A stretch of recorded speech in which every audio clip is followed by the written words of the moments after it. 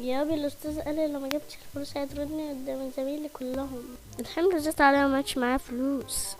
أنا هيطردني قدام صحابي كلهم. تمام يا بنت أنا هتصرف. يا رب قوله وسامحنا على اللي أنا هعمله يا رب. ايه يا فقيرة اللي جابك هنا تاني؟ مش قلتلك ما عدتيش تيجي؟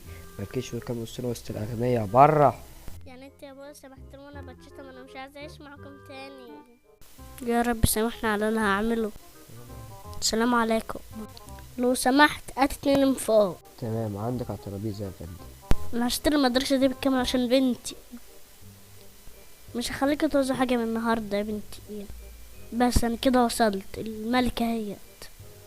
بس بقى جهز الاسماك واحدة واحدة واحدة بلا من غير ما تاخد بالها. هوبا ارمي. يلا هو ده اللي احنا عاوزينه. يلحقوني في هجوم.